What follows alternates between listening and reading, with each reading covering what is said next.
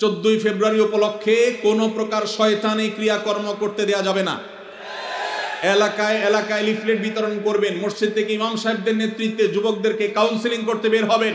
কোন অবস্থাতে আমরা পশ্চিমা ভ্রষ্টামি, পশ্চিমা নষ্টামি, পশ্চিমা নোংরামি, পশ্চিমা অসভ্যতাকে আমাদের দেশে আমদানি করতে দেব না। আমাদের এই দেশের যুবকদেরকে নষ্ট করতে আমরা দেব না। সেজন্য আমরা সবাই চেষ্টা করব তো ইনশাআল্লাহ। এই জন্য আপনার স্কুলে, আপনার কলেজে যারা হালাল সম্পর্কে বিশ্বাসী, যারা মুসলমান, যারা এই দেশীয় সংস্কৃতিতে বিশ্বাসী, ভিনদেশী সংস্কৃতিকে যারা গা মাখাতে চায় না, সেই যুবকদেরকে আমি বলতে চাই, আপনারা আপনাদের শিক্ষা প্রতিষ্ঠানে বিভিন্ন জায়গায় আপনারা লিফলেট বিতরণ করেন, জনসচেতনতা সৃষ্টি করেন, যুবকদের মধ্যে দাওয়াতি অভিযান চালান। আমরা যদি অলিতে গলিতে 13 ফেব্রুয়ারি 12 ফেব্রুয়ারি থেকে দাওয়াতি কাজ চালাই, ইনশাআল্লাহ রাস্তাঘাটে অলিতে গলিতে যেখানে সেখানে এইসব নোংরামি, এই সমস্ত অসভ্যতা, এইসব দৃশ্য আমাদের দেখতে হবে না ইনশাআল্লাহ।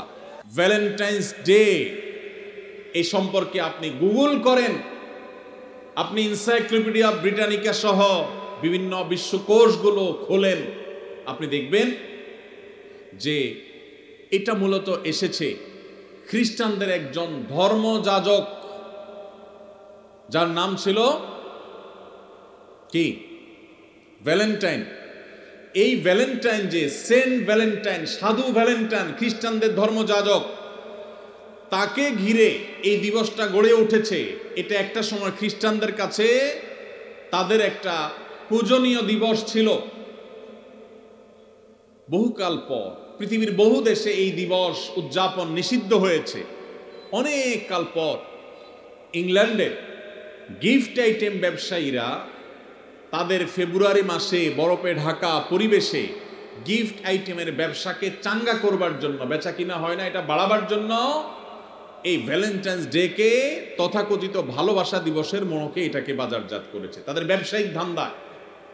আর আমাদের যুবকেরা সেটাকে তাদের ডিজাইন করা তথাকথিত ভালোবাসা, এটার জন্য আমাদের যুবকরা আত্মাহুতি দিচ্ছে, তাদের জীবনকে, তাদের যৌবনকে শেষ করছে।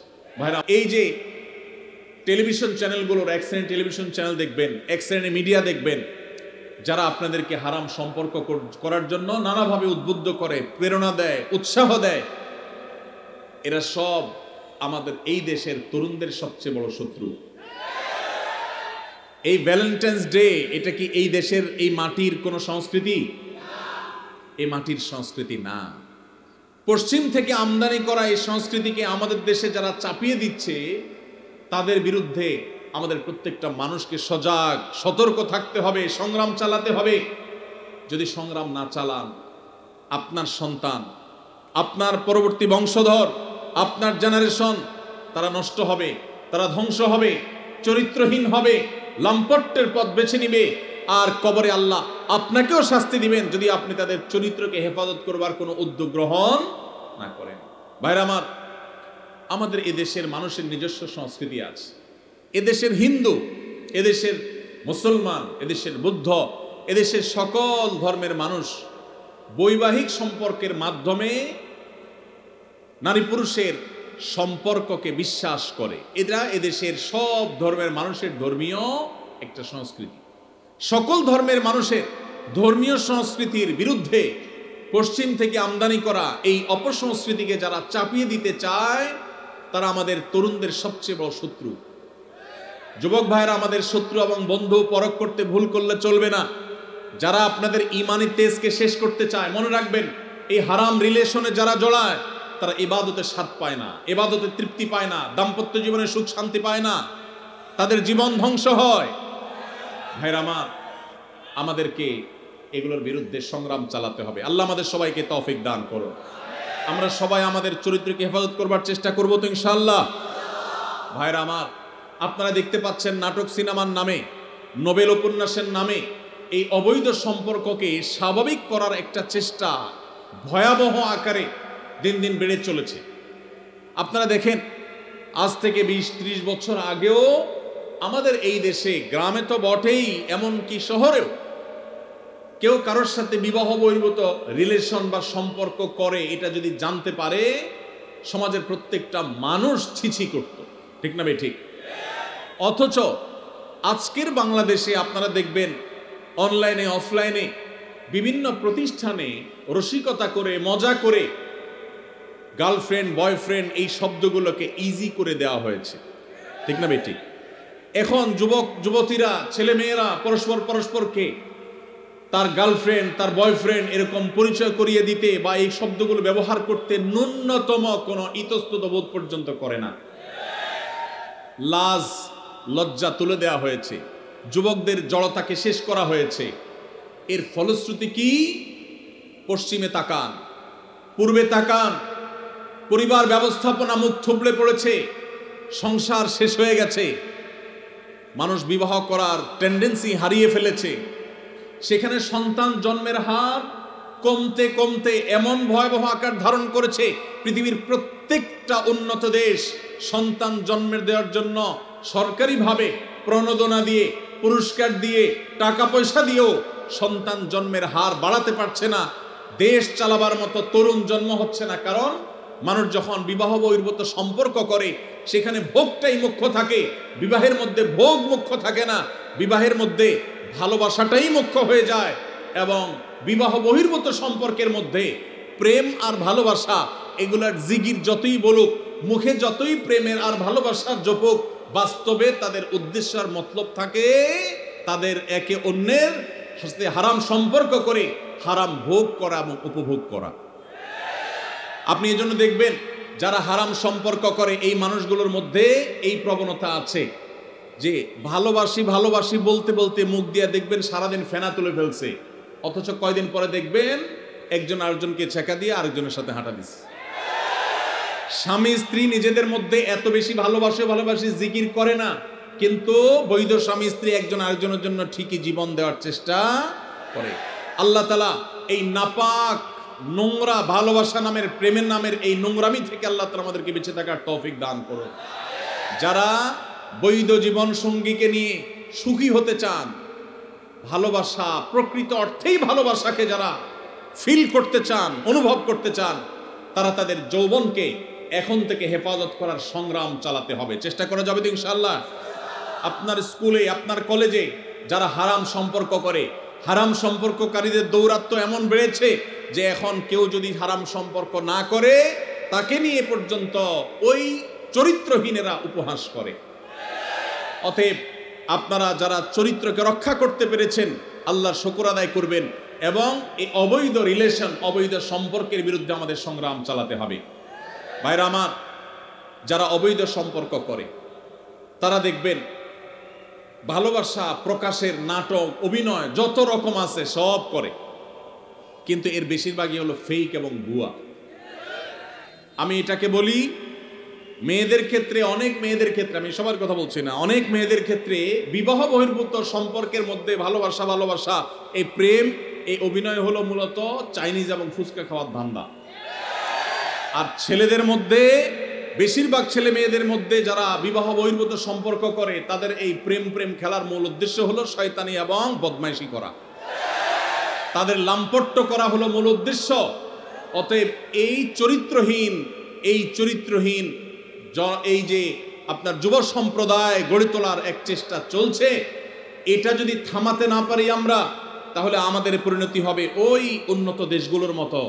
ওদের সংসার শেষ হয়ে গেছে, ওদের দাম্পত্য সম্পর্ক ভেঙে গেছে, ওদের মধ্যে বৈবাহিক সম্পর্ক বলতে তেমন কিছু নাই, মানুষ জন্মের হার জিরোতে চলে আসছে, ভয়ঙ্কর একটা বাস্তবতাকে তারা অনুভব করছে। পশ্চিমে যদি যান, তরুণরা, যুবকরা যে যার সাথে ইচ্ছা হারাম সম্পর্ক করতে পারে, কোনো বাধা নাই, কিন্তু তাদের মধ্যে দেখবেন ডিপ্রেশন, আত্মহত্যার প্রবণতা ভয়ঙ্কর। আপনার যেই বন্ধুটা হারাম রিলেশন করেছে ওর মধ্যে মানসিক কষ্ট, দুঃখ, পেরেশানের ডিপ্রেশন, চিন্তা আপনার চাইতে দেখবেন আরো বেশি। ও ভালোবাসা এবং প্রেম তথাকথিত এই হারাম সম্পর্ক যে নিবেদন করে, এটা যে আদান প্রদান করে, এটার মধ্য দিয়ে সে সুখী হওয়ার কথা, কিন্তু আপনি দেখবেন সে সুখী না, সে হলো সবচাইতে দুঃখী। এজন্য এই অবৈধ সম্পর্কের জন্য, হারাম ভালোবাসার জন্য যত গান লেখা হয়েছে, এই বেশিরভাগ গানের কথামালা দেখবেন জ্বলে গেছে, পুড়ে গেছে, শেষ হয়ে গেছে, কেউ বাঁচাতে পারবে না, ও আসলে দুনিয়াতে ধ্বংস হয়ে গেছে, জাহান্নাম তোর জন্য অপেক্ষাই করছে। অতএব ঠিক না বলে যুবকরা চরিত্রকে হেফাজত করার জন্য ভেতরে ভেতরে নিয়ত করেন। চেষ্টা করা যাবে তো ইনশাআল্লাহ। ভ্যালেন্টাইন্স ডে কে আমরা সবাই না বলবো তো ইনশাআল্লাহ? কিভাবে না বলবেন? এলাকায় এলাকায় যুবকদের মধ্যে সচেতনতা সৃষ্টি করে লিফলেট বিতরণ করবেন, পারবেন না ইনশাআল্লাহ? যুবক ভাইরা যাদেরকে আল্লাহ তাআলা দ্বীনের বুঝ দিয়েছেন, আমি আপনাদের উদাত্ত আহ্বান করতে চাই, প্রতিটি এলাকায় এলাকায় 14ই ফেব্রুয়ারি উপলক্ষে কোনো প্রকার শয়তানি ক্রিয়াকর্ম করতে দেয়া যাবে না।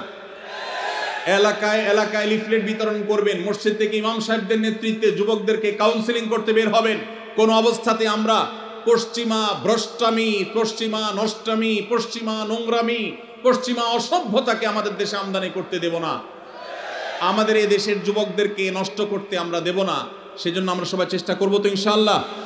এই জন্য আপনার স্কুলে, আপনার কলেজে যারা হালাল সম্পর্কে বিশ্বাসী, যারা মুসলমান, যারা এই দেশীয় সংস্কৃতিতে বিশ্বাসী, ভিনদেশী সংস্কৃতিকে যারা গা মাখাতে চায় না, সেই যুবকদেরকে আমি বলতে চাই, আপনারা আপনাদের শিক্ষা প্রতিষ্ঠানে বিভিন্ন জায়গায় আপনারা লিফলেট বিতরণ করেন, জনসচেতনতা সৃষ্টি করেন, যুবকদের মধ্যে দাওয়াতি অভিযান চালান।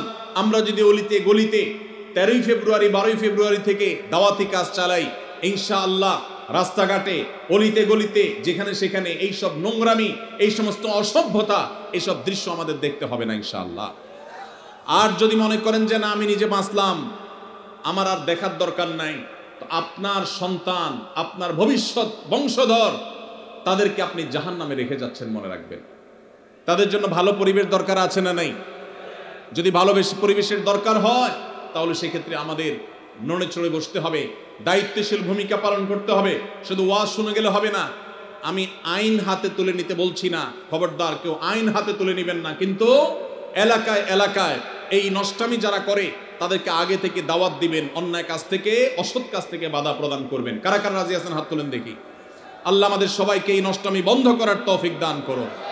ভাইরা আমার, আপনারা সবাই জানেন আমাদের দেশে এক শ্রেণীর ব্যবসায়ী আছে যারা বিদেশ থেকে এদেশে ব্যবসা করবার জন্য এসেছে। এই বিদেশ থেকে ব্যবসা করতে আসা কোম্পানিগুলোর মধ্যে থেকে আপনারা দেখেন ক্লোজ আপ একটা ব্র্যান্ড আছে না? এই ক্লোজ আপ ইউনিলিভারের এই ব্র্যান্ড, তারা আমাদের দেশে এই নষ্টামিকে সবচেয়ে বেশি প্রতিষ্ঠা করবার জন্য টাকা পয়সা খরচ করে। প্রতি বছর দেখবেন তারা ক্লোজ আপ কাছে আসার গল্পের কথা শোনাতে বলে।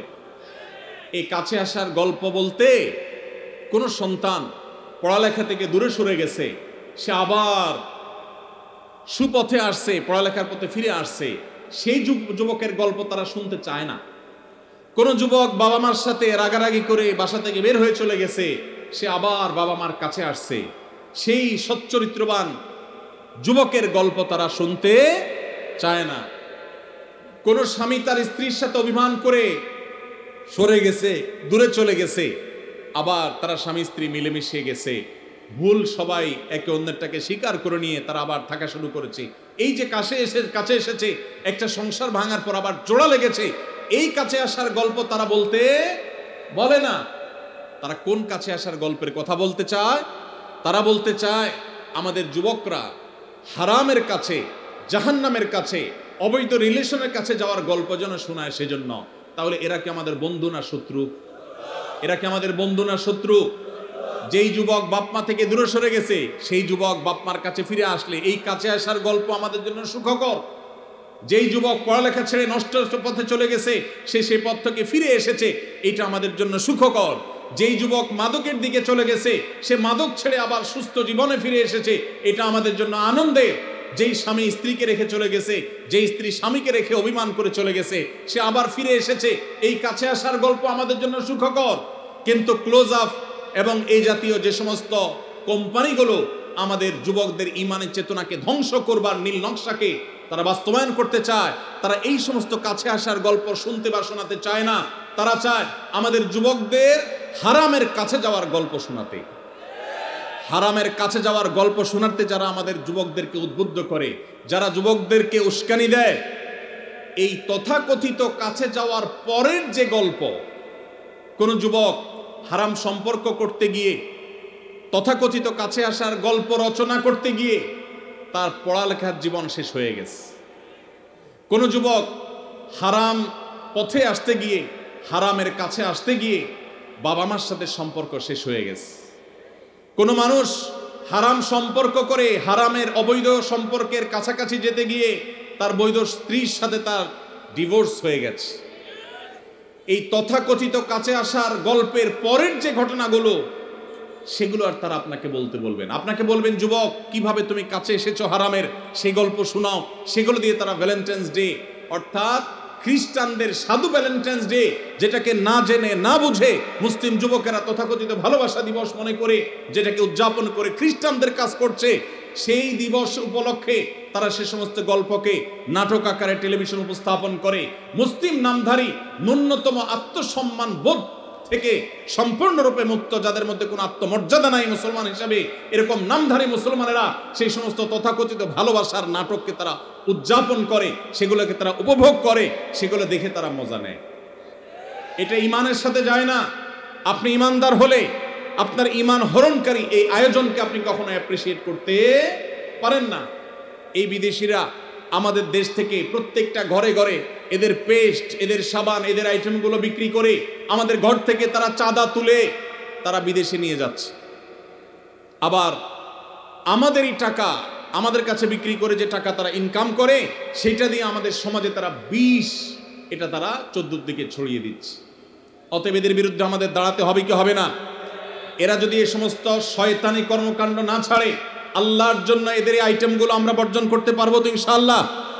ইয়াহুদিদের এই সমস্ত পণ্য আমার মুসলিম ভাইয়ের উপরে বোমা হয়ে ফিলিস্তিনে পড়ছে, আমার গাজাকে শেষ করে দেওয়া হয়েছে, আমার এলাকাতে এসে এই বাংলাদেশে তারা বোমা মারতে পারছে না, কিন্তু আমাদের যুবকদের চরিত্রের উপরে তারা বোমা মারছে।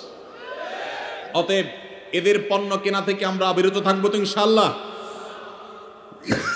এদের পণ্য দোকানদার ভাইরা যেন না রাখে, সেজন্য তাদেরকে আমরা দাওয়াত দেব, ঠিক আছে না ইনশাআল্লাহ? দোকানে দোকানে দিয়ে ভাইদের হাত পা ধরবো, আমার দেশি পণ্য মান একটু খারাপ হোক, দাম একটু বেশি হোক, তারপরে সেটা বিক্রি করবা। আমরা এই সমস্ত বিদেশি জিনিস কিনবো না, বিক্রি করব না। চেষ্টা করা যাবে না ইনশাআল্লাহ? আমরা দোকানে দোকানে দাওয়াতি কাজ করবো তো ইনশাআল্লাহ? আল্লাহ তাআলা আমাদের যুবক ভাইদের চরিত্রকে হেফাজত করবার তৌফিক দান করুন। ভাইরা আমার, চরিত্র এমন এক জিনিস, একবার যদি আপনি নষ্ট করে ফেলান, তওবা করে ফিরে আসলে আল্লাহ তাআলা মাফ করবেন ঠিকই, কিন্তু আপনার সচ্চরিত্র রাখার যে একটা তৃপ্তি, ওই তৃপ্তি আর কখনো ফিরে আসে না। এই জন্য আমরা সবাই হারাম সম্পর্ক থেকে বেরোয় আসার চেষ্টা করবো তো ইনশাআল্লাহ? পাড়ায় মহল্লায় যুবক বন্ধুদেরকে দাওয়াত দিব, হারাম নয় হালালের পথে চলে আসো। আমরা এমন একটা সময় আসছি, এখন সুস্থ যারা, স্বাভাবিক যারা, তাদেরকে নিয়ে অস্বাভাবিক খারাপ যারা, নোংরা যারা, তারা ট্রল করে। কোনো ছেলের যদি কোনো মেয়ের সাথে সম্পর্ক না থাকে, দেখবেন যে মজা নেয়। এই যে গার্লফ্রেন্ড বয়ফ্রেন্ড, এই শব্দগুলোকে যারা ইজি করে দিয়েছে, এগুলোকে সহজীকরণ যারা করেছে, এদের বিরুদ্ধে আমাদের কাজ করতে হবে। যেখানে এই শব্দের প্রয়োগ দেখবেন, সেখানেই দাওয়াতি কাজ চালাবেন, সেখানেই কাউন্সিলিং করবেন, ঠিক আছে তো ইনশাআল্লাহ? বয়ফ্রেন্ড এবং গার্লফ্রেন্ড, এই শব্দের মিনিং কি?